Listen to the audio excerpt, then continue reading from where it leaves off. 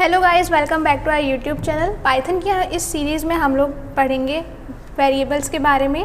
तो हमारा पहला टॉपिक है व्हाट आर वेरिएबल्स। अभी तक आपने अगर हमारे चैनल को सब्सक्राइब नहीं किया है तो सब्सक्राइब कर लीजिए।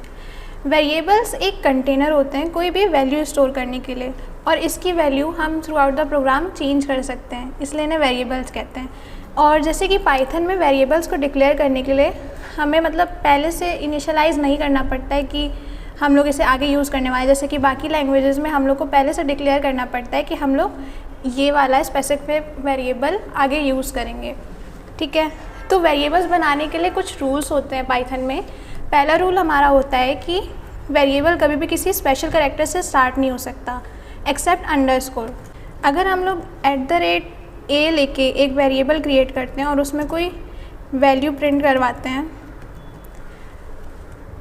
तो इसे प्रिंट करने पे हमारे पास एरर आ जाता है, क्योंकि हम किसी भी स्पेशल कैरेक्टर का यूज़ करके हम लोग वेरिएबल क्रिएट नहीं कर सकते हैं।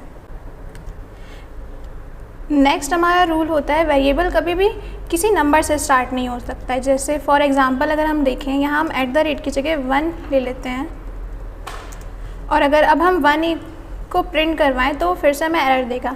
हम लोग स्टार्टिंग में यूज़ नहीं कर सकते, लेकिन हम लोग लास्ट में यूज़ कर सकते हैं। अब अगर हम इसे प्रिंट करेंगे तो एरर नहीं आएगा, क्योंकि हम लोग सिर्फ नंबर्स स्टार्टिंग में नहीं ले सकते हैं। नेक्स्ट हमारा रूल होता है वेरिएबल्स के बीच में हम लोग स्पेस नहीं ले सकते हैं। फॉर एग्जांपल अगर हम देखें कि यहाँ पे मैंने A और B के बीच में स्पेस दे दिया है, तो ये हमें प्रिंट करने पे एरर देगा। और अगर हमें जैसे किसी के बीच में स्पेस चाहिए तो हम वहाँ पे अंडरस्कोर का यूज़ कर सकते हैं, जिसकी वजह से एरर नहीं आएगा।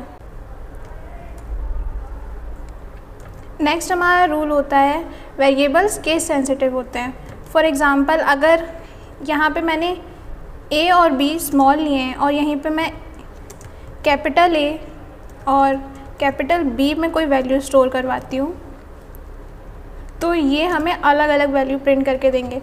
अब अगर मैं यहाँ पे कैपिटल A और B को प्रिंट करवाऊंगी तो जैसा कि आप लोग देख सकते हैं यहाँ पे एक की वैल्यू आ रही है 10 और एक की आ रही है 90।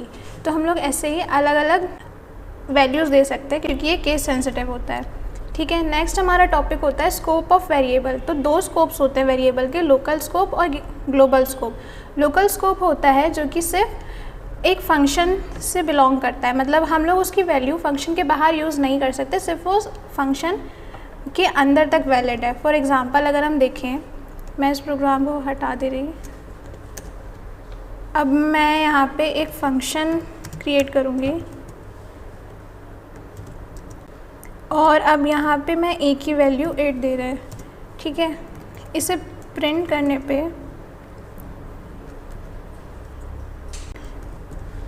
और अब अगर मैं इसे फंक्शन के बाहर भी कॉल करती हूँ तो रन करने पे पहले इसकी वैल्यू प्रिंट हो गई, क्योंकि हमने पहला प्रिंट फंक्शन के अंदर दिया था।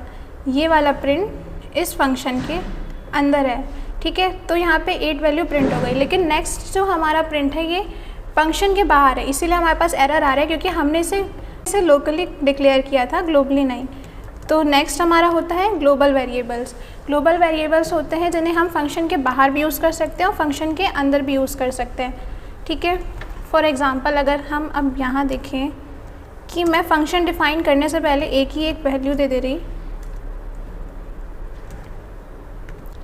3, तो यहाँ पे अब अगर इसे हम रन करेंगे तो वैल्यू 3 प्रिंट हो रही है, क्योंकि यहाँ पे हमने ग्लोबल वेरिएबल डिक्लेयर कर रखा है। तो यहाँ पे कोई इशू नहीं होगा अगर हम लोग फंक्शन के बाहर भी प्रिंट करते हैं। और अगर यहाँ से भी A की वैल्यू हटा दूँ, क्योंकि अब यहाँ पे लोकली कोई वेरिएबल नहीं प्रेजेंट है, मतलब A की कोई लोकल वैल्यू नहीं है, तो अब अगर इस प्रोग्राम को रन करेंगे तो यहाँ पे दोनों जगह 3 प्रिंट होगा, क्योंकि फंक्शन के अंदर भी वही वैल्यू यूज़ होगी जो ग्लोबली हमने डिक्लेयर कर रखी है। तो ये था हमारा ग्लोबल वेरिएबल, ठीक है। आज के वीडियो में बस इतना ही। बाकी के टॉपिक्स हम लोग डिटेल में आगे के वीडियोज़ में देखेंगे। अगर आपको हमारा वीडियो पसंद आया तो हमारे चैनल को लाइक, शेयर एंड सब्सक्राइब करें। Thank you.